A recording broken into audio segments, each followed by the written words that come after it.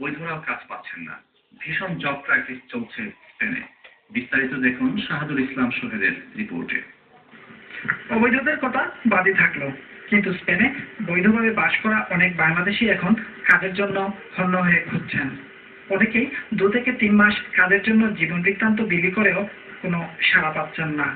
আমি আমার সিভি জমা দিয়ে আসছি, কিন্তু আজ পর্যন্ত আশানুরূপ কোনো রেসপন্স পাচ্ছি না।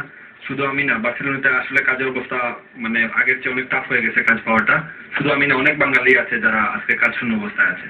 পর্যটন নগরী বার্সেলোনায় বর্তমানে কাজের সংকট বড় হয়ে দেখা দিয়েছে।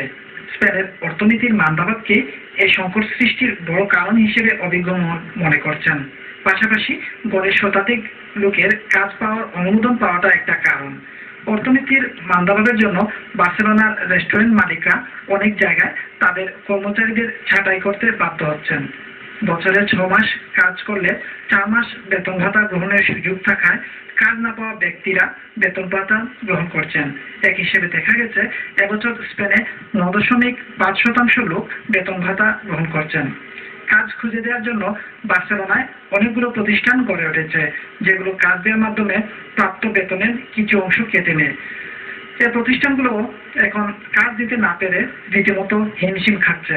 এমনই একটি প্রতিষ্ঠানের কর্ণধার এডওয়ার্ড এডুর সাথে আলাপকালে তিনি কাজের সংকটের কথা স্বীকার করে বলেন, এই অবস্থা চলতে থাকলে প্রতিষ্ঠানটি বন্ধ করতে বাধ্য হবেন তিনি। বাংলাদেশিরা অভিজ্ঞতা আর ভালোভাবে স্প্যানিশ ভাষায় কথা বলতে না পারায় কাজের প্রতিযোগিতার দৌড়ে পিছিয়ে পড়ছেন। এ প্রসঙ্গে বার্সেলোনা বাংলাদেশ অ্যাসোসিয়েশনের সাধারণ সম্পাদক মিয়া মোহাম্মদ শরীফ বলেন, বড় ধরনের যে কাজের বেকার সমস্যা, এটা একটা বিরাট ধরনের সমস্যা। বিশেষ করে আমরা বাঙালি এবং আমাদের বাংলাদেশি যাদের এখানে বৈধতা আছে এবং বৈধ কাগজপত্র আছে, তাদের মধ্যে এই সমস্যাটা বিরাট আকারে বিরাজমান। ফুল টাইম কাজ না পেয়ে অনেকেই সপ্তাহে 2 দিন কাজ করছেন কম বেতনে হলেও। কাজ সংকটের পাশাপাশি বেড়েছে নিত্য প্রয়োজনীয় জিনিসপত্রের দাম। স্পেনে বাসরত বিভিন্ন দেশের অভিবাসীদের পাশাপাশি স্প্যানিশরাও বেকারত্বের পাল্লাকে ভারী করছে। আর এই অবস্থা যদি চলতে থাকে তাহলে এখানকার পরিস্থিতি আরো অসহনীয় হয়ে উঠবে বলে অনেকে আশঙ্কা করছেন। স্পেনের বার্সেলোনা থেকে শাহাদুল ইসলাম সোহেল, চ্যানেল আই।